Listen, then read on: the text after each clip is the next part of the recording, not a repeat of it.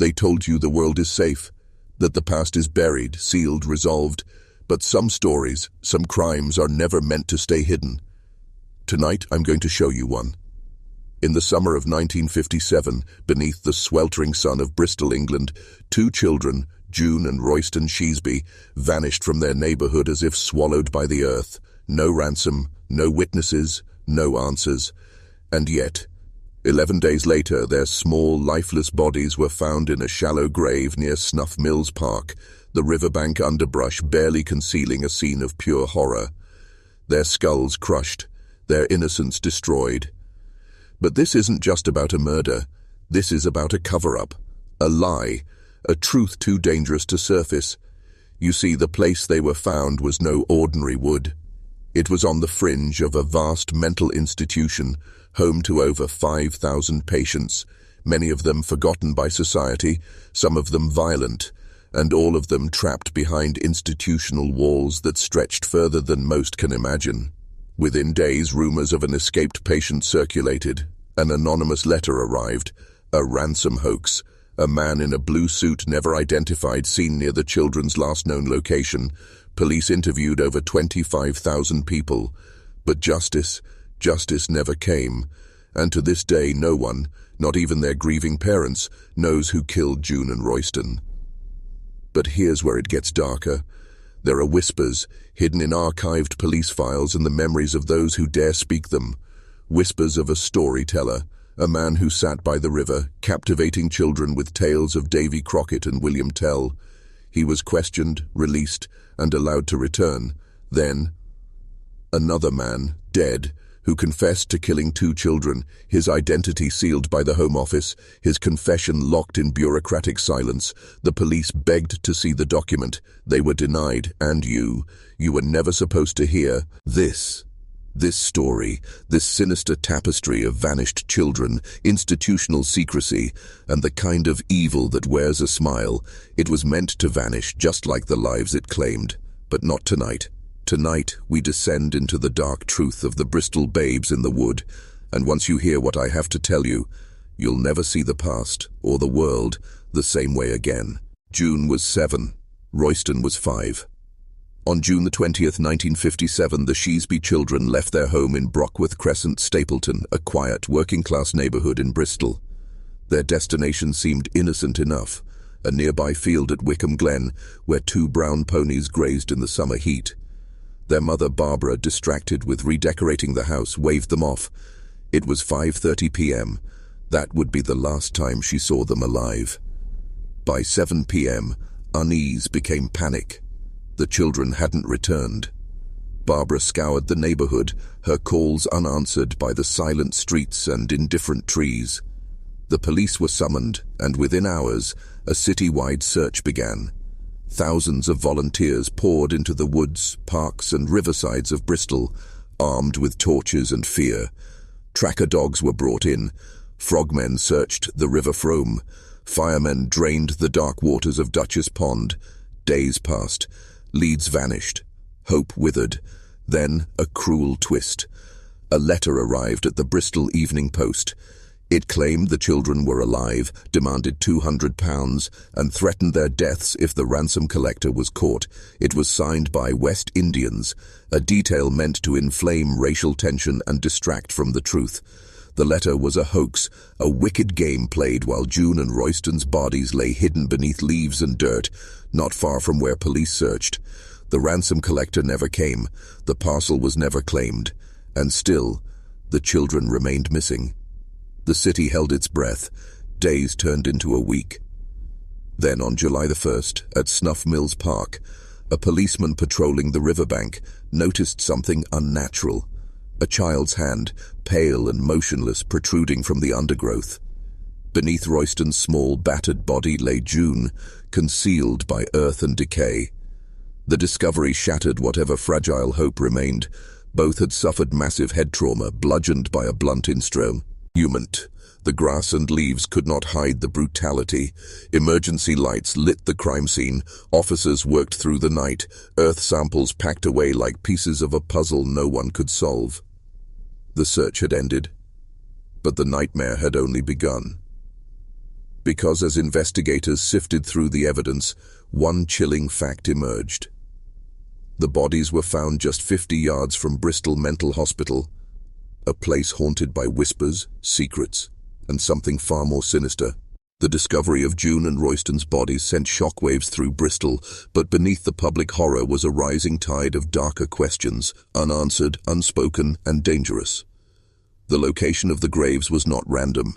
Snuff Mills Park, where the children were found, bordered two psychiatric institutions, Stoke Park Hospital and Bristol Mental Hospital.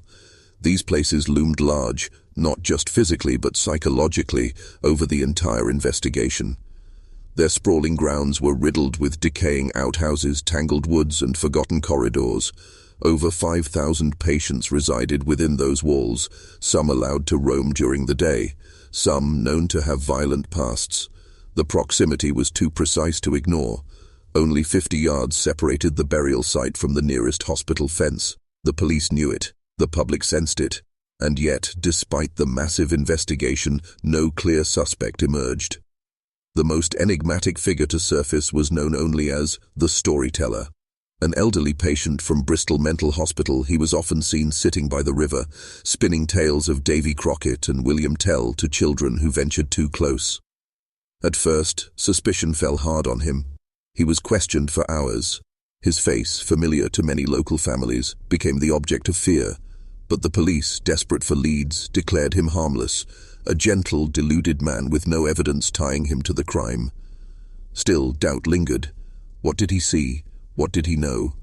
But the storyteller faded into the shadows and another figure emerged, the man in the blue suit. Witnesses recalled him by the riverbank near where the children played on the day they vanished. Aged between 45 and 50, with graying hair and a calm demeanor, he spoke briefly with an off-duty fireman, then was never seen again. 25,000 people were questioned, over 2,000 statements were taken, but the man in the blue suit was never identified. It was as if he had vanished into thin air, leaving behind only fragments of a shattered narrative. The investigation spiraled into a maze of mental patients, false confessions, and dead ends. One patient escaped the hospital days after the bodies were found. Another failed to return from parole. Both were tracked down, questioned, released. The press speculated. The city trembled. But behind closed doors, a sinister pattern was emerging. One not of chaos, but of design, a force unseen, manipulating the edges of the investigation, ensuring that no truth ever came to light. As fear gripped the streets of Bristol, the case took a chilling turn. On June 25th, just 5 days after June and Royston vanished, a letter arrived at the Bristol Evening Post. It was handwritten, unstamped, undated, and it demanded £200 for the safe return of the children.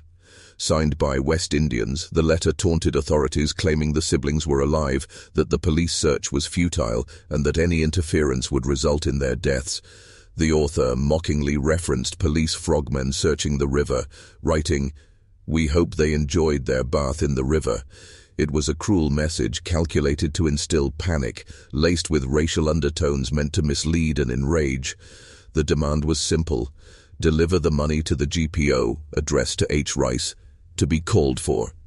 If his brother, the supposed collector, was detained, the children would be killed within 2 hours. The letter's intent was clear: psychological warfare. But police were skeptical. They set a trap, watching the post office for days. No one came. Days passed. Then 2 more letters arrived, repeating the threat, mocking the police. Again signed H. Rice. Again, no one came to collect. The police declared it a hoax, wicked and cruel. But what if it wasn't? What if the hoax was a smokescreen designed to muddy the waters, to distract from the real perpetrators, or worse, mask a sinister truth about who controlled the investigation itself? As days dragged on, the search intensified. Tracker dogs were deployed, ponds were pumped dry, thousands of volunteers combed the countryside, and still nothing. Until July 1st. Heavy rains the day before had disturbed the earth near the River Frome. As PC Jefferson Brough patrolled the woods at sunset, something caught his eye, a small hand protruding from the undergrowth. Beneath the soil and leaves, the lifeless body of Royston Sheasby lay twisted, bruised, Under him, his sister June, Both had fractured skulls beaten with a blunt object. The burial was shallow, hurried. Someone had panicked. Someone had been close. Police swarmed the scene, firemen clearing brush, earth samples taken. The air was thick with dread, and somewhere in the looming presence of the nearby hospitals, an unseen hand was erasing its tracks. The crime scene at Snuff Mills was not just a location, it was a revelation. Royston and June were found in a shallow grave less than 100 yards from the River Frome, within the boundaries of Grove Woods, a place that children once roamed freely, now forever stained by horror. But this wasn't just any patch of earth. The site was a stone's throw from Stapleton Mental Hospital and Bristol Mental Hospital, institutions whose sprawling grounds reached unnervingly close, one just 50 yards from the burial site. These places, cloaked in secrecy, housed thousands of patients. Some were violent, some were forgotten. All were kept behind walls that whispered of unspeakable acts and hidden lives. The Sheasby children's final resting place was no accident. Someone had chosen it, someone familiar with the terrain, someone who knew how to vanish into the woods unseen. That knowledge pointed in one direction: the hospital. Police focused their investigation there. Thousands of patients were scrutinized, files were pulled, histories of violence were uncovered, but the truth resisted capture, slithering out of reach. One patient, known only as the storyteller, became a prime suspect. An old man with a peculiar habit. He would sit by the river weaving tales of Davy Crockett and William Tell to any child who would listen. Some called him gentle, others weren't so sure. Questioned for hours, he offered no answers, only more riddles. The police let him go, declared harmless. But in the shadows, doubt festered. Was it possible he was a puppet, controlled or protected by forces unseen? Then came the escape. On July 3rd, in the dead of night, a mental patient fled Purdown Hospital. He climbed down a drainpipe just hours after the murder scene was discovered. A coincidence, or a move made in desperation? Police launched a manhunt. The escapee was caught and questioned. On him, a letter to the Sheasby parents, photographs of the murdered children, and newspaper clippings. He told a strange, twisted story, but again he was released. The truth, it seemed, remained locked behind institutional walls, guarded, sanitized, and buried, just like June and Royston. And as the city mourned, somewhere in those halls of silence, the killer walked free, his past erased, his identity hidden in the folds of a system that protected itself. The city was paralyzed by fear, but it was the parents, Barbara and Jessie Sheasby, who bore the heaviest burden. Every detail of that fateful day replayed in their minds like a cursed loop. June, just 7, and Royston, 5, had asked to visit the ponies grazing in Wickham Glen. Barbara was distracted, redecorating the house. She remembered her daughter's last words. "We're going to see the horses." Innocent. Ordinary. But that was the last time they would ever hear her voice. At 7 p.m., when the children failed to return, panic ignited. Barbara searched Wickham Glen herself before calling the police. A mother's instinct screamed that something was wrong. The search began immediately. Thousands responded. Neighbors, strangers, even off-duty officers. The River Frome was dragged by frogmen, Duchess Pond was drained, the woods combed inch by inch, but for 11 days nothing. Then came the ransom letter. Sent to the Bristol Evening Post, it claimed June and Royston were alive. A demand for £200 followed. It was signed by West Indians, an obvious and dangerous attempt to redirect suspicion. The letter's language was cold, mocking. "We hope they enjoyed their bath in the river." It was a lie, a cruel game played by someone who understood the public psyche, someone who wanted chaos and confusion. Police staked out the post office for days, hoping to catch the letter's author, but no one came. Then 2 more letters arrived, again from H. Rice, signed in the same hand, escalating the threat, blaming the police for interference. Still no claim of the ransom. It was all a hoax, devised by someone watching, savoring the despair they caused. The community grew restless. Eyes turned to every man who walked alone, and in that tension rumors spread like wildfire. A young nurse was detained for 32 hours, accused on nothing but hearsay and fear. His life was shattered, forced to leave Bristol under a cloud of suspicion, though never charged. The police clung to one solid clue: the man in the blue suit. Witnesses placed him at the riverbank the evening the children vanished. He had fair, greying hair and an unsettling calm. He spoke briefly to an off-duty fireman while two children played nearby. Royston and June? Likely. But he vanished, leaving behind no name, no trace, just the image of a predator hiding in plain sight. The man in the blue suit became a ghost haunting every parent's nightmare. As the investigation deepened, the map of suspicion widened, drawing a circle around one ominous institution, Stoke Park Hospital. Just half a mile from where June and Royston were discovered, its presence loomed over the case like a shadow that never lifted. Within its walls were over 5,000 patients, many with long histories of mental illness, some with violent pasts. Bristol Mental Hospital, whose grounds crept to within 50 yards of the children's shallow grave, was also in focus. The police were not just looking for a killer, they were hunting a ghost within the asylum walls. It was there they found him, the one they called the storyteller. An old man, often seen by the riverbank, regaling children with tales of Davy Crockett and William Tell. He was known to sing, to sit for hours and to watch. To some, harmless, a lonely soul seeking companionship. But to others, a man with access, opportunity, and the eerie habit of appearing exactly where innocence was lost.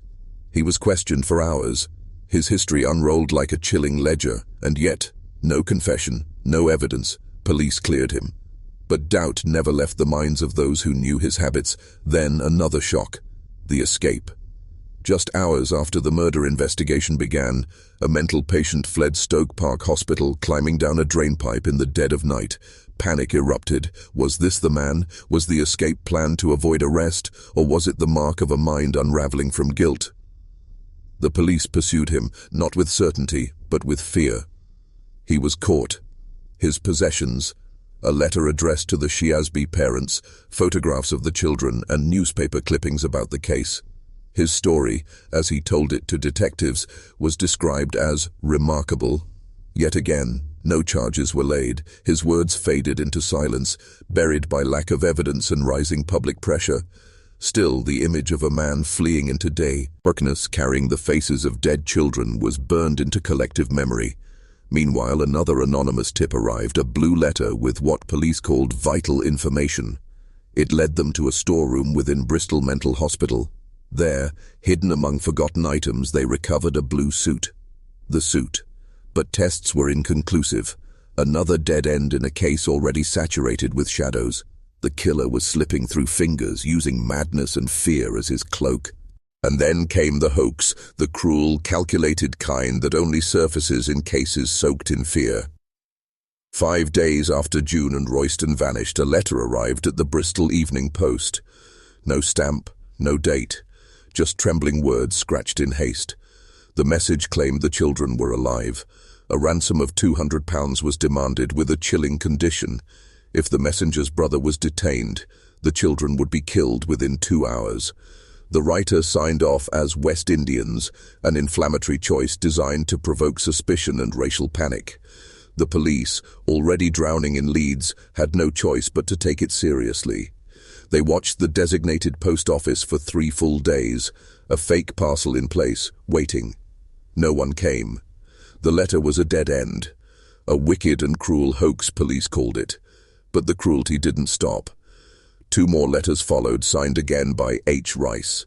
They taunted the investigators, warned them that the next demand would be higher, and implied that police interference had led to tragedy. Again, no one came to claim the ransom. Again, nothing. These were not the actions of a killer seeking money. These were the games of a sadist, feeding off the terror and grief of a city already brought to its knees. It was more than a distraction. It was psychological warfare. Police kept searching, desperate to bring clarity to chaos. Tracker dogs swept through woods and fields. Firemen pumped water from Duchess Pond, a favorite haunt of local children. 10,000 volunteers joined hands in a massive 10-mile search, scouring every inch of land.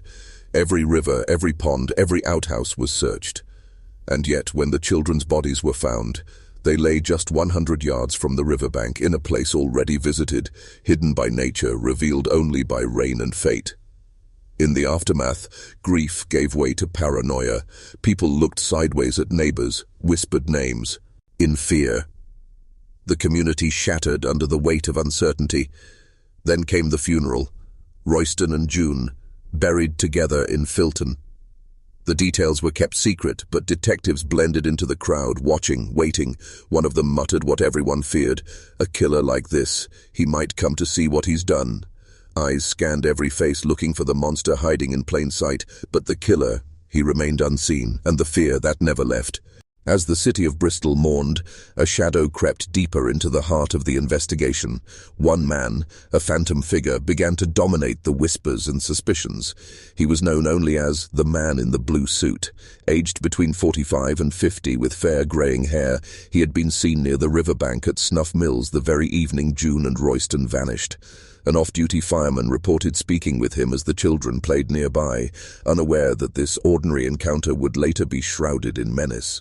The man in the blue suit was calm, unremarkable, but he never came forward, never identified, as if he dissolved into mist the moment suspicion touched his name. Police scoured every detail. Over 25,000 people were questioned, more than 2,000 statements taken, but not a single piece of evidence led to the man in the blue suit.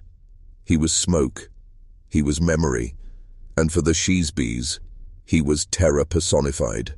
Investigators broadened their focus, drawn to a place that loomed ominously near the crime scene. Stoke Park Hospital, a mental institution housing over 5,000 patients.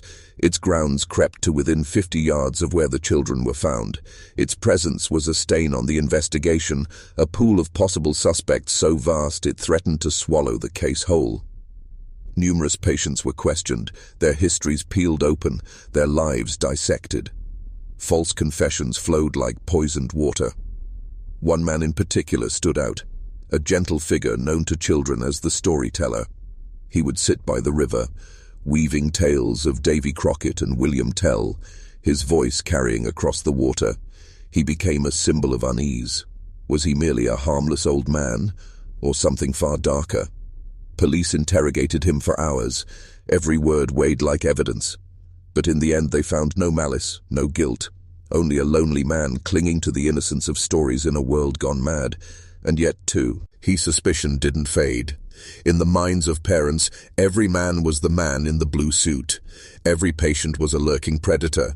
Fear metastasized. Then, in a chilling turn, another patient, a 25-year-old nurse, was held for 32 hours. His crime? A whispered accusation, a suggestion that he was the killer. When released, he declared he'd be forced to leave Bristol. The paranoia was complete. The killer had not just taken 2 lives, he had shattered the soul of a city. Amid this chaos, the case took a sinister twist. An anonymous letter, handwritten on pale blue paper, arrived at the police station. Its words were cryptic, but within them lay what detectives called vital information about the murder. It spoke of details not released to the public, secrets only the killer, or someone dangerously close to them, could know. The writing was jagged, as though penned by a hand shaking with either fear or madness. Investigators followed the letter's trail with desperate intensity.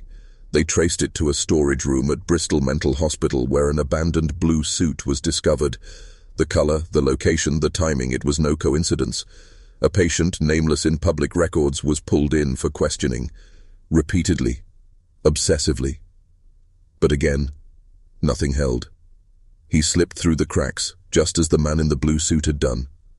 The letter's mystery only deepened. Then, in a moment of revelation, cloaked in silence, the writer stepped forward. A woman. She walked into the police station alone, her face pale, her eyes heavy with unspoken truths. What she told detectives was never made public. She spoke in hushed tones, and the lead investigator, after hearing her confession, gave his word. Everything she said would remain confidential. But why? What did she reveal that could alter the course of the case, yet be locked away from the world? Had she been protecting someone, hiding behind fear or loyalty, or was she merely another tortured mind drawn to tragedy? The police held their silence, but behind closed doors their files thickened. Connections were drawn between the letter, the blue suit, and the broader web of institutional darkness surrounding the hospital. The investigation seemed to edge closer to the truth, but something always pulled it back. A shadow, a veil. And then came the funeral. Quiet, controlled, heavily watched. Detectives mingled with mourners, hoping the killer would return to witness the aftermath of his horror. One officer said coldly, "The type of person who could commit a murder of this kind might very well come along to see the climax of his actions." They waited, watching every eye, every twitch. But if he was there, he never revealed himself. Instead, the Sheasby children were laid to rest under a veil of secrecy, while the killer remained hidden, perhaps watching, perhaps walking free. His identity buried, just like his victims, beneath layers of earth and silence. As the earth closed over the tiny coffins of June and Royston Sheasby, something else was being buried: evidence, motive, and truth. In the days that followed, the darkness only deepened. July 10th brought another twist. A man recently escaped from a mental institution was apprehended and brought in for questioning. When found, he carried with him an envelope, a letter addressed to the Sheasby parents, photos of the children, and newspaper clippings about the murders. The discovery sent shockwaves through the investigative team. Had they finally found the killer? Was this man, whose mind had fractured long ago, the key to unlocking the horrific events of June 20th? But what he told detectives shook them in an unexpected way. He spoke of a presence that haunted him, voices urging him to write, to reach out to the Sheasbys, to collect images of the children he never met. He wept, ranted, then fell into an eerie calm. His words were unsettling but lacked substance. He had no alibi, yet no real evidence connected him to the murders either. After hours of interrogation, the detectives released him. No charges, no resolution. He faded back into the sea of forgotten patience. The public never knew his name, but his story lingered like fog over the case. Around this time, another figure began to emerge: the Davy Crockett storyteller. An elderly man, often seen by the river, singing ballads and telling tales to children. He became a focus, not because of any direct evidence, but because he existed within the strange boundary between innocence and suspicion. He was interrogated for hours. They combed his life, his movements, his mind, but in the end, police released him with a simple statement: there is no reason he should be regarded with suspicion. Still, unease remained, because in this case it seemed everyone close to the scene could be a suspect, and yet none were. Too many leads, too many dead ends. The line between witness and perpetrator blurred, and with every false trail the truth seemed to slip further away. A storm was building beneath the surface, a pressure that would not break until 7 years later, when a new confession would pull the veil back again. But in 1957, Bristol was drowning in confusion, and the killer, whoever he was, remained a ghost, watching, waiting, or perhaps already buried in the institution's walls of silence. Time passed, but the echoes of June and Royston's final moments haunted the city like a curse. Their faces, once vibrant with youth, now stared blankly from yellowing posters fading under the weight of rain and time. People whispered in doorways, fear and fascination woven together. Who could commit such an act and vanish into thin air? That summer, children were kept indoors and parents watched the shadows with suspicion. The killer, it seemed, had blended back into normal life. But beneath the surface, the investigation churned on. One glimmer of hope emerged from an anonymous blue letter. 20 words, carefully chosen, written in an unsteady hand. It hinted at vital information about the murder, directing attention to a specific area of inquiry. The letter was traced back to a woman who voluntarily revealed herself to police days later. What she shared was not made public. It was classified to protect the integrity of the investigation, they claimed. But insiders say her letter aligned too closely with an existing line of inquiry to be coincidence. Her information led police to a storage room in Bristol Mental Hospital, where they found a blue suit, carefully folded, untouched by time. It was the same style and shade described by witnesses who saw the mysterious man near the river that fateful day. The suit was examined, tested, and ultimately dismissed. No blood, no hair, no fibers. But questions remained. Who wore it and why had it been hidden? A patient was questioned repeatedly, but like so many others, he was released. Too many suspects, too little evidence. The trail was growing cold. At the funeral, detectives mingled silently with the grieving crowd, watching, listening. They believed the killer might return, compelled to witness the final act. The type of person who could commit a murder of this kind, one officer said, might very well come along to see the climax of his actions. But no one stood out, faces blurred together in grief, and so 2 tiny coffins were lowered into the earth under the grey skies of Filton, while the true story remained buried, hidden beneath layers of fear, silence, and madness. But the darkness was not finished. In 1964, nearly a decade later, a confession surfaced, one that would ignite the case again and reveal just how deep the rot went. 7 years had passed, and the world had begun to forget. New tragedies, new faces, and new crimes pushed the Sheasby children further into the shadows of unsolved history. But some wounds don't heal, they fester, and in August 1964 the past clawed its way back to the surface. A Home Office psychiatrist stood before a closed conference in London and dropped a bombshell. A man, jailed for a minor offence, had confessed to the murder of 2 children. He was never charged. And now, he was dead. The psychiatrist, Dr. Hyatt William, spoke of conscience, the idea that the man had been killed by his own guilt. He refused to name the children, but to those listening closely it was obvious. The only unsolved double-child murder of its kind was June and Royston Sheasby. The police scrambled. Chief Constable George Twist of Bristol demanded to see the confession. He was denied. The psychiatrist claimed confidentiality. Solicitors refused access. The file, it seemed, had been sealed forever. Why? Who protected the name of a confessed child killer? Was it simply legal red tape? Or something more? Those who knew the system began to suspect the latter. A killer could die, but a scandal, especially one rooted in a government-run mental institution, could live forever. What would it mean if a patient under state care had committed the crime? Who would be blamed, the man or the institution that had failed to contain him? The man's name, his face, his history, vanished. And with him, the last hope of justice. For the Sheasby family, it was confirmation of what they'd long suspected. Jesse Sheasby, their father, said quietly, "I was told unofficially by a policeman a few years ago that a man they suspected of murdering my children was dead." Even the truth, when finally revealed, was half-spoken, veiled, incomplete. The confession remained locked away, treated not as a key to justice, but as a dangerous relic, one that could upend more than just a case. It could shatter trust, destroy reputations, and expose cracks in a system meant to protect. And so the file remained buried alongside June and Royston, the final piece of a puzzle no one dared to finish. But beneath that silence, a question still lingers like a curse. What are they really hiding?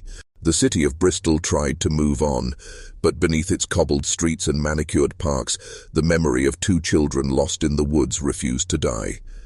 The Sheasby murders became more than a crime. They became folklore, whispered about in taverns and schoolyards, a dark tale used to warn children not to wander too far from home.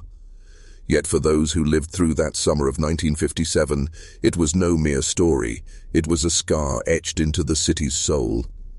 In the years that followed, the focus of suspicion remained fixed on the 2 institutions that loomed over the scene of the crime like ancient sentinels: Stoke Park and Bristol mental hospitals, places once built to care for the broken, now accused of concealing a predator.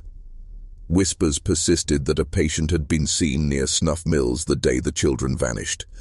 The man, anonymous in hospital records but not in the minds of locals, was known for his peculiar fascination with children. Some claimed he often wandered near the river, muttering tales of Davy Crockett and William Tell. Others said they saw him sitting alone, carving figures into tree trunks with a pocket knife. Was he simply a lonely man clinging to stories from his youth? Or something else entirely? The police labeled him the storyteller. Initially seen as a harmless eccentric, he was later questioned for hours. Found with newspaper clippings, children's photos, and a hauntingly detailed letter addressed to the Sheasby family in his possession, he became the centerpiece of renewed suspicion. Yet again, he was released. Declared incapable of harming anyone. Declared safe. But the question remained. What did he know? What did he see? And why had he written to the family? Was it guilt?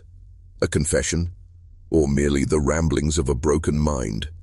As time passed, more letters surfaced, each one cryptic, unsigned, laced with veiled threats and references to the children's fate. 8. One signature recurred again and again, H. Rice. Was it a real name or a phantom created to mislead? The police never found him. But those letters, written in trembling script, echoed a disturbing reality. Someone had watched, had waited, and had known. Known enough to taunt a grieving family and evade capture with every word. And so the shadows lengthened, and the true face of the killer remained hidden behind hospital walls, or perhaps behind the mask of sanity itself. But the darkness was not done. On July 3rd, just 2 days after the bodies were found, news broke that a mental patient had escaped from Stoke Park Hospital, the same facility whose grounds reached within 50 yards of where the children had been buried. The timing was no coincidence. He had slipped away in the early hours, around 2 a.m., just 4 hours after the murder investigation had reached its fever pitch. Authorities downplayed it. A simple escape, they claimed. Nothing more. But those who paid attention knew better. The patient had recently been transferred from Rampton State Institution, a place infamous for housing the criminally insane. His records, hidden behind layers of red tape, hinted at a violent past, but the public never saw them. The police wanted to speak with him desperately. They issued a statement. "We have nothing against him, except the fact he has absconded." A statement so carefully worded it concealed more than it revealed. When he was finally found and brought in, what followed should have shaken the city to its core. The man possessed a letter, handwritten, addressed to the Sheasby parents. Alongside it, photographs of June and Royston, and clippings of newspaper articles covering their murder. A shrine of sorts, meticulously kept, disturbingly intimate. He was interrogated until 1 a.m. No one knows exactly what was said, but when he walked free, the police insisted he was no longer a suspect. But why? Why release a man with such damning possessions? Some speculated he had confessed. Others believed he knew who the real killer was. One detective hinted at this in a hushed remark. He told us a remarkable story. And yet that story was never made public. The press, always eager, was suddenly silent. Orders had come from higher up, details sealed, questions forbidden. Those brave enough to ask were told to forget it for their own good. Behind the veil of official silence, the truth festered. A killer may have walked free, or perhaps someone else, a patient or a protector, had orchestrated the escape, timed to distract, to confuse, to erase. The line between madness and calculation blurred, and the city was left with only silence, a silence that concealed more than words ever could. The hunt was over, or was it just beginning? Amid the suffocating silence, the Sheasby family buried their children. July 9th, 1957, a day the city pretended was ordinary, but beneath the surface, it seethed. The funeral was held in Filton, under tight secrecy, as if hiding the ceremony could somehow contain the horror. Yet even secrecy couldn't stop the watchers. Detectives in plain clothes mingled among the mourners, eyes scanning every face, not for comfort but for clues. One officer confided to a reporter, "A man who could do this, he'd come here. He'd want to see his work finished." In other words, the killer might be here right now, standing among the crowd. Imagine that. A man with blood on his hands, standing behind grieving parents, breathing in the scent of fresh soil as it fell on the coffins of the very children he had buried beneath leaves just days before. But no one was arrested. No one stepped forward. 20 wreaths lay at the Sheasby home, a mockery of closure. Inside that house, Barbara and Jessie Sheasby were haunted by more than grief. Rumors swirled of guilt, of fear, of knowledge unspoken. They had warned June never to accept rides from strangers, especially men. She was an attractive girl, Barbara had said, the kind of child predators notice. What did they know? Or more frightening, what had they seen before this happened? Jesse, stoic before, now seemed withdrawn. Some said he had been approached by police with the identity of a suspect, one who was already dead. Unofficially, he told a friend, they told me it was over. But why unofficial? Why not confirm it publicly, allow the family peace? Unless it was never meant to be over. Unless the police had found someone untouchable. Inquiries into the mental institutions continued, but the deeper they went, the less they found, or perhaps the less they were allowed to find. By July 10th, police were interviewing yet another mentor, a patient, a man who had written a letter to the Sheasby parents and carried disturbing images of their children. Another suspect, and again, released. The police claimed his story was remarkable, yet dismissed it completely. How many remarkable stories would be silenced before the truth was smothered altogether? The trail was going cold, but in the minds of those who truly saw, the horror had only just begun to reveal itself. What force could protect these men from justice? What power was really at work here? August 1964, a full 7 years had passed, yet the shadows around June and Royston's murder had only thickened. Most had moved on, some by choice, others by necessity. But in corridors of power, behind closed doors, the case was not forgotten. It surfaced again, not in a court of law, but in whispers. At a psychiatric conference in London, a man stepped forward with a story that was meant to stay buried. Dr. Hyatt William, a Home Office psychiatrist, revealed that a prisoner, convicted for a minor offence, had confessed to killing 2 children.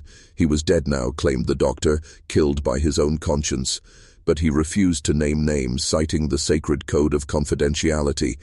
For the police, this was the equivalent of lighting a match in a room soaked with gasoline. Reporters pressed him. Who were the children? Who was the man? But Dr. William gave nothing. Still, every officer in Bristol knew. There was only one case of 2 murdered children, unsolved and soaked in sorrow, the Sheasby case. The confession had to be about them. Chief Constable George Twist demanded access to the confession, begged the Home Office to release the document. He was denied. The psychiatrist's solicitors blocked every attempt. Why? Was this about protecting the dead or shielding the living? Think about it. A man confesses to one of the most horrific crimes in post-war Britain and dies without facing charges. And then, those with the power to reveal the truth bury it. What could be in that document that made it too dangerous to release? A name? A connection? Perhaps the man who confessed wasn't acting alone, or perhaps he was connected to someone the state couldn't afford to expose. A member of the institution, a staff member, a patient with influential family ties, or even worse, a protected asset, someone who served a purpose in a wider web. Psychological Control Systems Institute. Ional manipulation. This wasn't just a murder, it was a mirror, showing us what happens when systems serve power instead of justice. The Sheasby children's blood stained more than leaves and soil. It stained the silence of those who knew, those who watched, and those who protected monsters for reasons the public could never understand. Or perhaps they were never meant to understand. The truth, suppressed under the weight of red tape, legal jargon, and fear. All while June and Royston lie beneath the cold earth, nameless tears staining their grave, and a killer, protected by the system, was allowed to vanish into the void. The Sheasby case wasn't just about 2 children lost, it was about the quiet war between truth and power. When that confession was buried by legal shields and bureaucratic silence, something darker was confirmed. Not just a murder, but a system willing to sacrifice justice for control. But the trail wasn't cold. It was forbidden. And those who dared to follow it, even years later, found themselves wandering into territory where facts were weaponized and history rewritten. Detectives who worked the case hinted at interference, files misplaced, leads shut down without explanation. One officer, long retired, confessed to a reporter off the record, "We had him, but someone didn't want us to have him. He didn't say who. He didn't need to."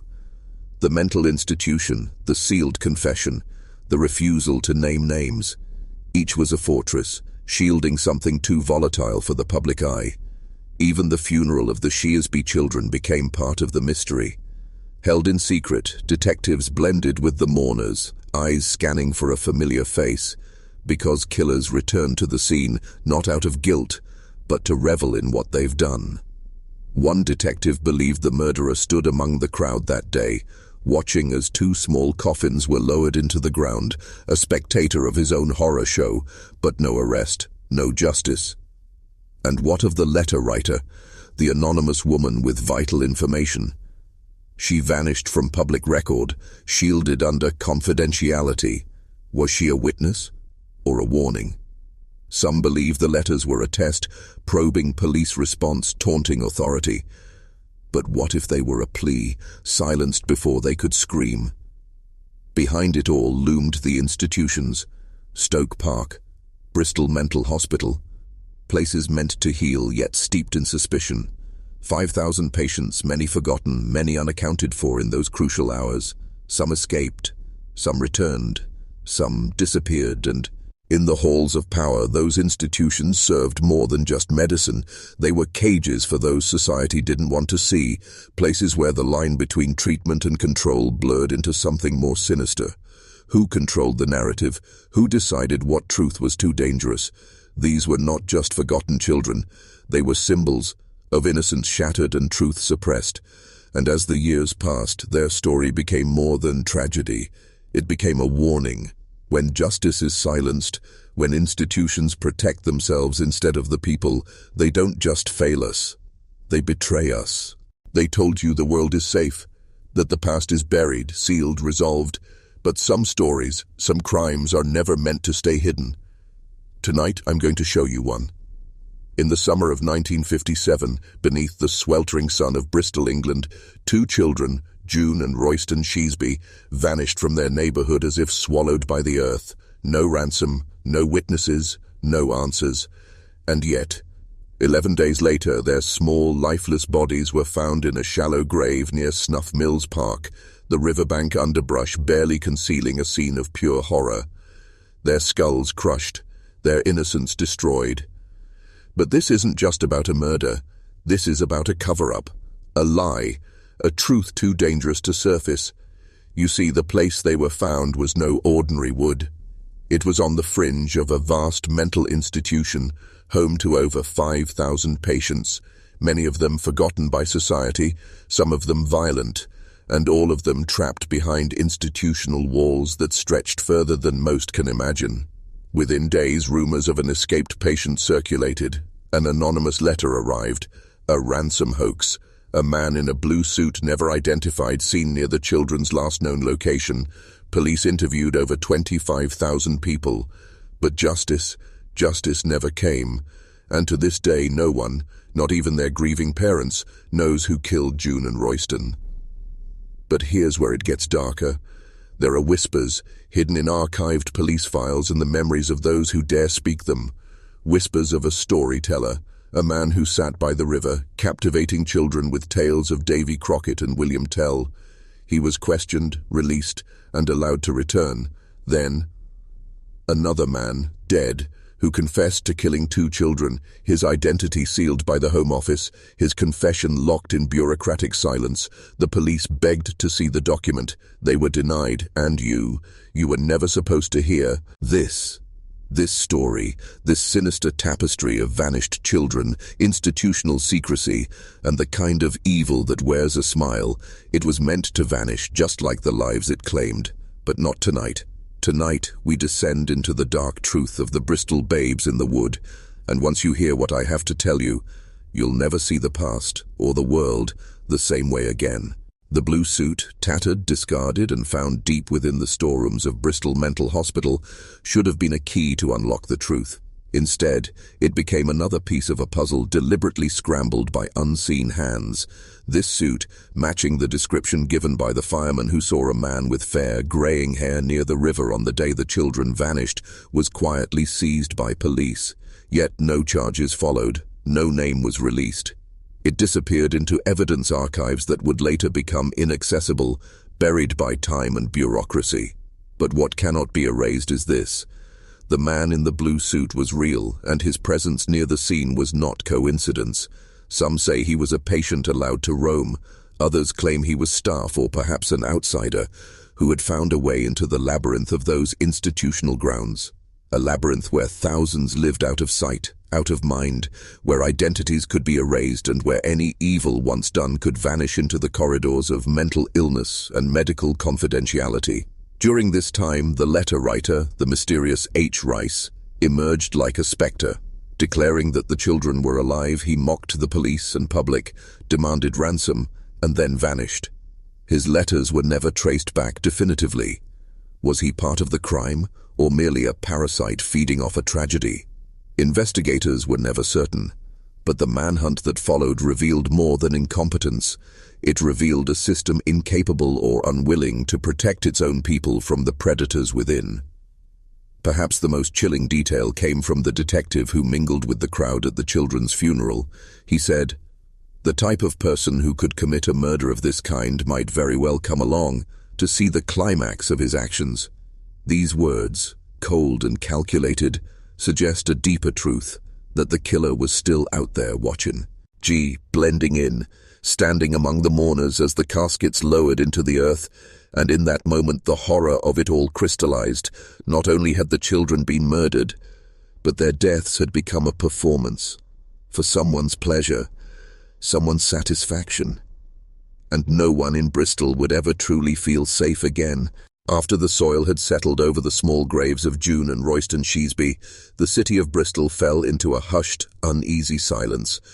But behind that silence stirred a deeper terror, because many believed the killer had not only escaped justice, but was being shielded by the very institutions that claimed to seek the truth. Days after the funeral, police received a chilling revelation. An anonymous letter, handwritten on pale blue paper, had arrived at the station. Its contents, never made public in full, were described by investigators as vital information about the murder. But what made this letter different? It wasn't just the details that only someone close to the case or the crime could have known. It was the tone, personal, almost remorseful, as if the writer had danced on the edge of confession but feared the consequences of stepping fully into the light. This prompted a desperate police push to uncover the author's identity. A blue suit was recovered from a storeroom at Bristol Mental Hospital, eerily matching previous witness accounts, and a patient was hauled in for questioning. Yet again, no charges, no justice, and the story continued to dissolve into shadows. Then came the twist that no one expected. The mysterious letter writer revealed herself, a woman. Her identity was protected by the police, who claimed her information tied up with a specific line of inquiry. The public was left in the dark. Was she protecting someone? Was she the witness to something terrible, or part of a larger cover-up concealed behind mental institutions and medical oaths? The police offered no answers, only their assurance of confidentiality. What emerged from this murky tangle was the growing suspicion that someone, somewhere, was controlling the flow of truth, deliberately choking it off. A wall of silence had been built, brick by brick, around this case, and every 10 police knocked on that wall. It answered back with more shadows, more names without faces, more whispers of a truth too dangerous to speak aloud. The city knew it. The parents knew it. And now, decades later, so do we. This was no random act of violence. This was a carefully orchestrated atrocity buried beneath layers of deception, fear, and institutional complicity. As Bristol's investigation stalled, a new figure stepped into the narrative, Dr. Hyatt William, a Home Office psychiatrist. In 1964, 7 years after the children's murder, Dr. William made a stunning claim during a closed-door conference. A man, jailed for a minor offense, had confessed to killing 2 children. a statement that sent shockwaves through those who remembered the Sheasby case. The details of the confession, like everything else in this investigation, were veiled. Dr. William wouldn't reveal the man's name. He wouldn't name the children. But what he did say was damning. "I believe he was killed by his own conscience, a man burdened by the weight of a dark truth, who died before justice could reach him, or before it was ever allowed to." Bristol's Chief Constable, George Twist, immediately demanded access to the confession. He wanted the original document, the words that might finally name the monster, but his request was met with a cold refusal. A firm of solicitors denied permission to release the document, shielding it behind the wall of patient confidentiality, a legal fortress built to protect the dead man's identity, and perhaps more. The silence was deafening.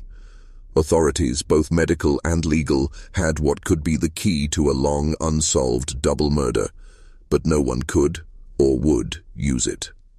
The press pursued the truth with rabid intensity. Investigative reporters confirmed that the confession referred to a boy and a girl. The only unsolved case in the region matching that profile was that of Royston and June Sheasby. There was no other, no doubt. The Sheasbys had been murdered by a man whose name lived inside a sealed document, locked away by bureaucracy, shielded by a system that claimed virtue. What does it mean when justice is held hostage by rules? What does it mean when the truth is known, but never told? For the Sheasby family, it meant a lifetime of unresolved grief, knowing their children's killer had walked among them, possibly mourned by others, never held accountable. For us, it means this. Sometimes, the truth is not hidden in darkness, but trapped in plain sight, guarded by institutions we're told to trust. Truth buried not in the woods, but in locked drawers, forgotten files, and unspoken agreements. The question is, what else has been buried beside it? The deeper one digs into the Sheasby case, the more the ground seems to shift, like walking over shallow graves of forgotten truths. What stands out isn't just the horror of the crime, but the methodical way in which the truth was subdued, diluted, and ultimately withheld. Consider this. The police had questioned over 25,000 individuals, collected more than 2,000 statements, and yet the one man who allegedly confessed was never publicly named, never charged, and never officially linked to the murders. That's not incompetence, that's something else, something more deliberate. There's a silence that creeps in when systems fear what truth might unravel, a silence not born of ignorance but of intent. As the years rolled on, that silence became louder than any confession. Whispers grew among the public. Was this confession suppressed to protect someone? Was the mental institution not just a setting for investigation but a shield, a place where accountability could be lost behind locked doors and diagnoses? The legal barriers erected, patient confidentiality, solicitor privilege, began to resemble more of a fortress than a framework for justice. Documents that could reveal everything remained untouchable. One must ask, who benefits when killers remain unnamed? Who is protected when truth is caged behind institutional rules? The more you stare at the story, the more its structure resembles a pattern, one repeated across decades and geographies. Crimes unsolved not because they can't be solved, but because their solution would fracture the illusion of order. And yet, evidence didn't vanish. Photos of the children, letters written by mentally unstable men, blue suits recovered from storerooms, these fragments of truth were scattered, but intact. It wasn't that the puzzle couldn't be solved, it was that someone decided not to solve it. In the Sheasby case, every clue, every witness, every confession led to a dead end, an institution, a legal wall, a bureaucratic refusal. It's as if the case was designed to remain unfinished, a wound that never heals, and that perhaps was the point, because an open wound draws attention, but a scar is forgotten. The system didn't just fail to find the killer, it buried the truth and walked away, leaving the public with only questions and a fear that justice isn't denied but designed to be unreachable. But even the best-laid cover-ups can't erase the whispers that echo in the void where truth should have been. Consider the man with the letter addressed to the Sheasby parents, the absconded mental patient found with photographs of the dead children, newspaper clippings, and a letter in his own hand. He was questioned for hours, and then silence. Released. Forgotten. Why? His story was deemed remarkable, but no charges were filed. Instead, the public was told he had been cleared, just like the others. But is it plausible that such a man, escaping custody in the midst of a murder investigation, possessing such morbid souvenirs, was merely a coincidence? Or is it more likely that he was part of something larger, something that couldn't be contained within the limits of public understanding? Institutions don't just treat the insane, they also absorb inconvenient truths.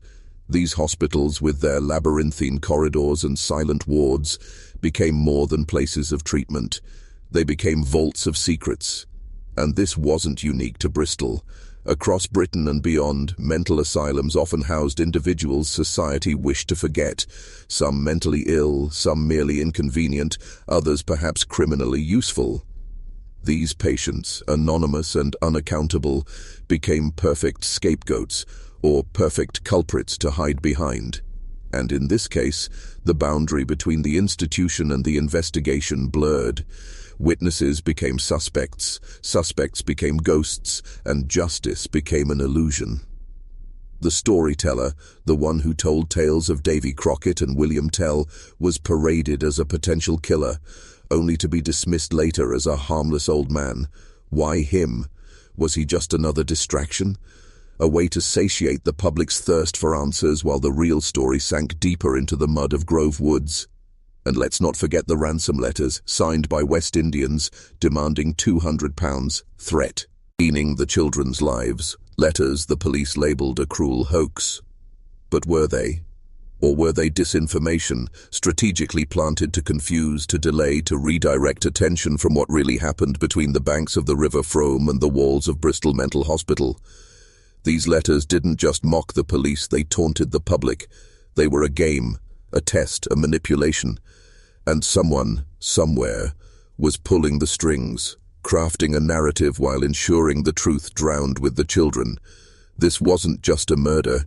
It was a ritual of control, executed in broad daylight, buried in shadow. And then came the burial, quiet, controlled, and shadowed by unseen watchers. On July the 9th, 1957, June and Royston Sheasby were laid to rest in Harry Stoke Cemetery. Officially, it was meant to be a moment of closure. Unofficially, it was a stage, carefully prepared, deliberately managed. Detectives mingled with mourners, faces scanning the crowd not for grief but for guilt. They weren't there to comfort, they were there to catch a glimpse of the killer, or perhaps someone who knew too much.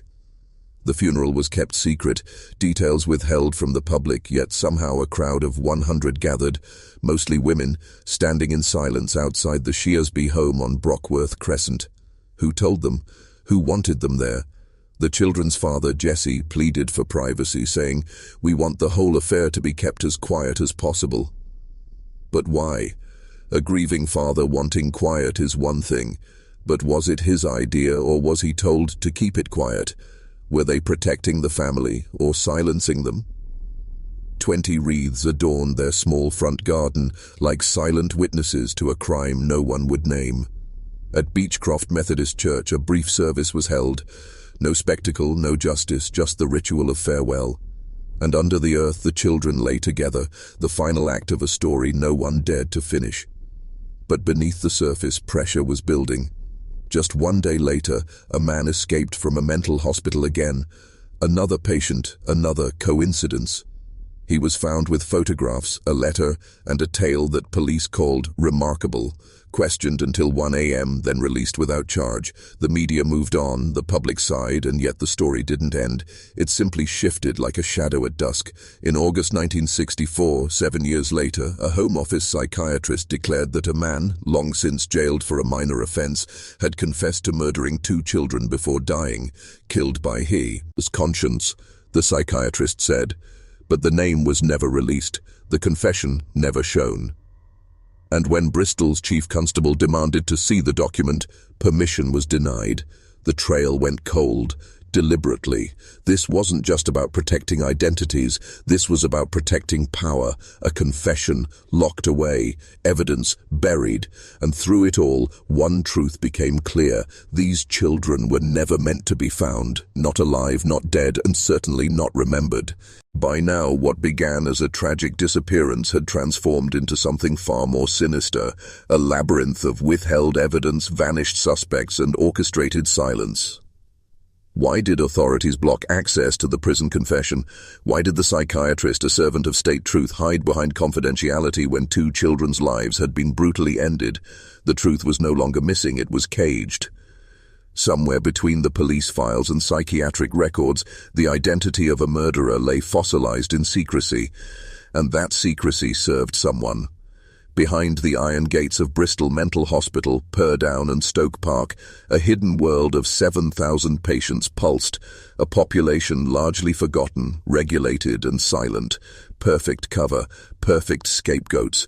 Was the killer truly one of them? Or had the walls of these institutions been used as smoke, masking a more uncomfortable truth, that the killer walked free, protected by bureaucracy and enabled by institutional indifference? Consider this. Among those questioned was a man who'd escaped on the very day the bodies were discovered, armed with photos, letters, and newspaper cuttings. He told a remarkable story, and yet they let him go, not because he was innocent, but because he had served his purpose. His story distracted, diverted, and delayed. Smoke and mirrors. Then there was the blue suit found in a hospital storeroom, its discovery treated like a revelation, only for police to retreat again, claiming nothing came of it. Was it the suit of the man seen sitting on the riverbank? The same man who vanished, unnamed and unfound after talking to an off-duty fireman? And what of the anonymous letter written on pale blue paper? It was said to contain vital information. That's all, no details. The woman who wrote it came forward, yet her identity protected. Her testimony sealed. How could so many pieces align, only to be dismissed, hidden, or lost? Because the truth was not just inconvenient, it was dangerous. This was no longer a case of unsolved murder. This was a study in control. The system wasn't just incapable of delivering justice. It was unwilling. Someone pulled the strings, set the narrative, and locked away the truth behind walls no one could breach. This story was never about 2 lost children. It was about power, the kind that buries truth, silences questions, and leaves only shadows for us to follow. The funeral of June and Royston Sheasby was meant to bring closure, yet it only opened deeper wounds. Held in silence, the service was kept secret, as if grief itself needed to be hidden. Their father's plea was simple. We want the whole affair to be kept as quiet as possible. But why silence the mourning? Why was the burial treated like a covert operation? 20 wreaths lay outside their home, a public display of sorrow. But behind it all, detectives mingled among the mourners, hoping the killer would return to the scene of his crime. One detective said, "The type of person who could commit a murder of this kind might very well come along if at all possible to see the climax of his actions." These words were not just speculative, they were loaded with suspicion. The implication was chilling. Someone among them, someone within that grieving crowd, might have been the author of this horror. This wasn't about healing. It was about watching, monitoring, and controlling the emotional aftermath of terror. This wasn't a funeral. It was an intelligence operation. What kind of society turns its mourning into surveillance? What does that tell you about the nature of this crime? And then there's the letter. Not the ransom note. A different letter found in the possession of the escaped mental patient. It was addressed to the Sheasby parents. The contents? Never revealed. But he also carried photos of the children, newspaper clippings, obsessions memorialized. Was this guilt, or was this a calling card? The police, after hours of questioning him, released him. No charges, no public explanation, just a statement. He had a remarkable story to tell. But again, silence followed. The pattern repeated itself, leads uncovered, then buried. Evidence discovered, then discredited. Witnesses found, then forgotten. This was not failure. This was intentional. The crime scene wasn't just a land grave. It extended into boardrooms, offices, and file cabinets, hidden in plain sight, controlled from above, manipulated at will. The press, the public, even the parents. They were all held in a psychological grip, fed partial truths, manipulated narratives, and false hope. Each new break in the case was a performance, and the audience never saw the final act, because the story was never meant to end. It was designed to linger, to haunt, to confuse, to distract, so you would never ask the real question: who benefits when truth is murdered? In August 1964, 7 years after the children's burial, a revelation surfaced. A man had confessed to murdering 2 children. A psychiatrist at a London conference, Dr. Hyatt William, dropped the bombshell. A prisoner jailed for a minor offence had admitted to the killings. He didn't name the children, but everyone knew. There was only one unsolved case that fit: June and Royston. The psychiatrist's statement was chilling in its certainty. I believe he was killed by his own conscience. The man was now dead. Case closed. Not even close. Because when Bristol's chief constable demanded to see the prisoner's confession, he was denied. Denied by the Home Office, denied by the doctor, denied by the solicitor. The police, sworn guardians of justice, were locked out of the truth. Officially, the reason was confidentiality. But what kind of system shields a confessed child killer from posthumous scrutiny? What kind of authority refuses transparency in the face of such a monstrous crime? The message was unmistakable. Some truths are off limits. Some confessions are too dangerous to reveal. And the question echoes: was this man a convenient scapegoat? Or was he silenced because he knew too much? The confession was never published, never examined by outside experts, never brought before a court or public inquiry, just vanished. Like the children, like the suspect, like justice. This pattern, confess, suppress, forget, fits into a much larger framework. A system where certain institutions cloaked in authority operate without accountability. A system where truth is treated like contraband, and those who seek it are denied, dismissed, or destroyed. Behind the veil of officialdom, deeper forces move. Forces that don't answer to public outrage or grieving parents. Forces that manage perception, control outcomes, and feed the illusion of justice while orchestrating its absence. The Sheasby case wasn't just about 2 innocent children. It was about power, how it hides, how it manipulates, and how it survives.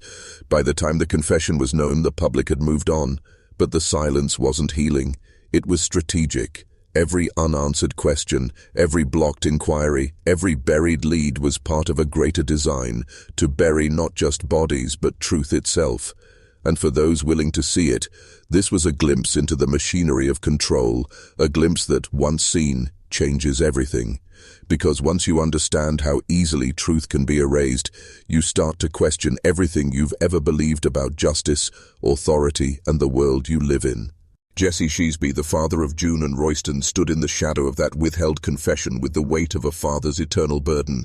When he finally spoke to reporters, his words were not of anger but of weary confirmation. This confirms what I already know. He revealed that years earlier an officer had quietly told him the truth, that a man suspected of killing his children was dead. That whisper of truth passed from man to man like contraband knowledge, never reached a courtroom, never reached the public. It was justice by rumor, closure by insinuation, and Jesse, a man stripped of his children and denied even the dignity of knowing why, was left to carry that void. The public would never see the killer's face, never hear his name, never witness justice served. They were left instead with the ghost of a confession and the silence of institutions. But the deeper horror is not just in the murder or the cover-up, it is in the deliberate erasure of truth. The calculated dismantling of evidence, the strategic blocking of inquiry, the weaponization of bureaucracy to silence pain. The Sheasby case became not only a tragedy of 2 children, but a symbol of how systems can consume the very people they claim to serve. How truth can be molded, hidden, even destroyed when it becomes inconvenient, when it threatens the narrative, when it exposes rot beneath the polished surface. Consider the implications. If a child murderer could confess and yet his words be locked away, what other confessions have been silenced? What other truths are buried beneath the cold stone of official records? The system did not fail. It operated precisely as intended, to protect itself. And in doing so, it revealed the true cost of institutional power, where the lives of children, the agony of parents, and the demands of justice are sacrificed on the altar of secrecy. This is not just a story from 1957. It's a blueprint of control, repeated in shadows across the decades. And the longer you stare into it, the more you see that this wasn't just about June and Royston. It was about all of us. About the invisible cage we live in, where truth is managed, and the most dangerous knowledge is not what happened, but why you were never meant to know. And now, decades later, the forest at Snuff Mills still stands, quiet, unassuming, yet haunted by a silence too heavy to ignore. The earth beneath its trees once held the lifeless bodies of two innocent children, and though time has tried to cover that wound, the ground remembers. Locals walk those paths unaware or unwilling to confront the horror that once unfolded there. But those who know, who've heard the story or felt the weight of that place, speak of an unease, an unnatural stillness that clings to the air. It's as if the land itself bears witness, refusing to forget what the world was told to forget. In every unsolved mystery, in every child lost to the darkness, there is a reckoning, not just of grief, but of the forces that manipulate memory, shape narrative, and erase the inconvenient. The case of June and Royston Sheasby remains unsolved, not because the killer vanished into the void, but because the truth was buried with them, shielded behind closed doors and sealed files. And what does that say about the system, about the institutions that offered no answers, no accountability, and no peace to a shattered family? It speaks of control, of who decides what you know, when you know it, and whether you ever will. The man in the blue suit, the escapee, the storyteller. The prisoner who died with a secret, all of them, fragments of a puzzle deliberately left incomplete. And perhaps that was the point. Keep the public in suspense, feed them distractions, drown them in speculation while the real truth is locked in drawers labeled confidential. But remember this, every suppressed truth festers, it waits, it infects the system that buried it, and eventually it demands to be seen. The babes in the wood are not merely victims of a forgotten crime.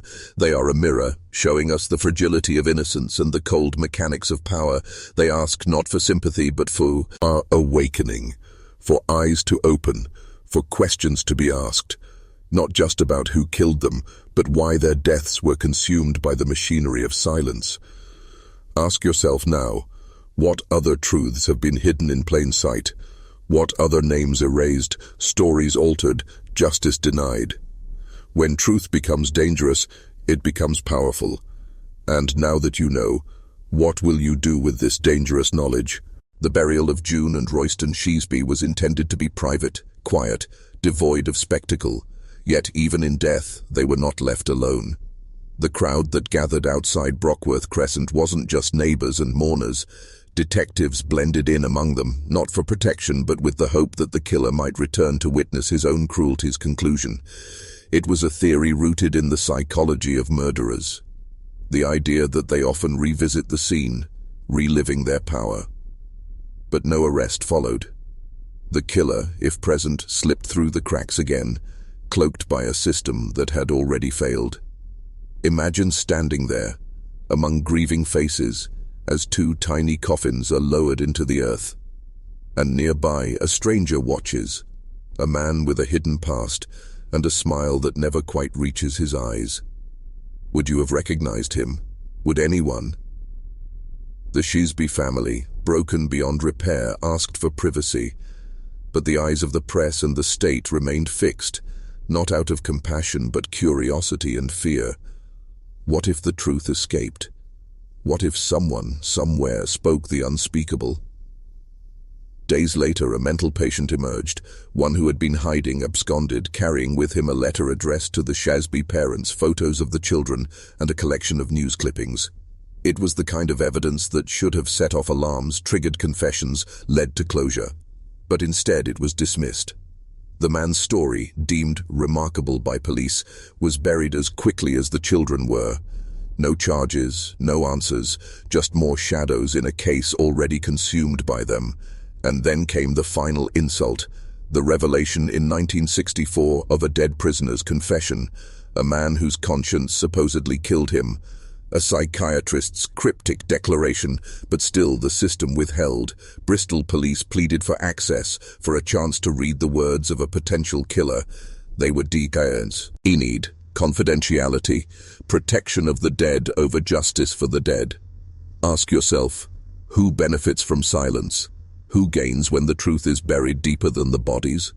What was so dangerous in that confession that it could not see the light of day? We are told some truths are too sensitive, too disruptive, but truth is never the threat. The threat is what's hidden behind it, the structures, the power, the manipulation of memory. That's the real danger. That's the legacy of June and Royston Sheasby, a legacy the world was never meant to confront. Until now.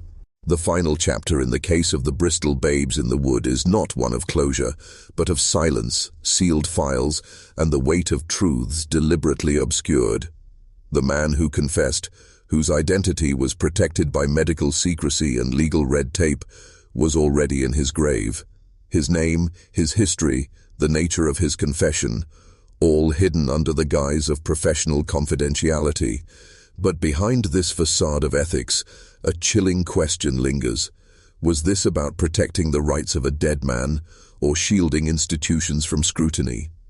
Consider this. A psychiatrist acknowledges a confession to the brutal murder of 2 children, links it to the Sheasby case without naming names, and refuses access to the confession itself. Not even Bristol's chief constable could break through the wall of silence. Solicitors replied coldly, permission denied. And so, the trail ended. Not with justice, not with peace, but with the machinery of bureaucracy grinding truth into dust. What's left for the living when the dead are denied even justice? Barbara and Jesse Sheasby, carrying the scars of an unfathomable loss, received only whispers of truth and cold comfort.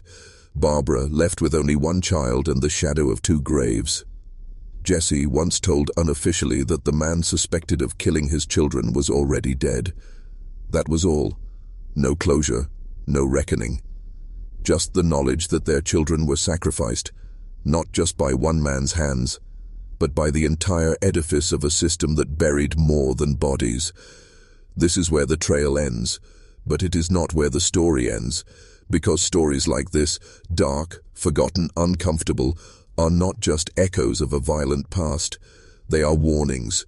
They reveal how easily power can hide the truth, how quickly justice is traded for convenience, and how institutions, built to protect, can instead manipulate, conceal, and control. June and Royston's Sheasby did not just vanish in 1957, they were erased piece by piece in the years that followed, lost not just to a murderer but to the slow, methodical silencing of truth. And now that truth is yours. It cannot be unseen. It cannot be unheard. This is dangerous knowledge, the kind that changes a man forever once he hears it. Their story is a mirror. It forces us to ask how many more have been lost, buried not just in earth but in secrets, and who still walks free, shielded by systems that were never meant to protect you. If this story disturbed you, if it opened your eyes to the depth of silence that surrounds forbidden history, then share this video so others can confront the truth. Like this video to expose the shadows they want buried, and subscribe the channel for more dark history, unsolved mysteries, and dangerous knowledge that they never wanted you to hear.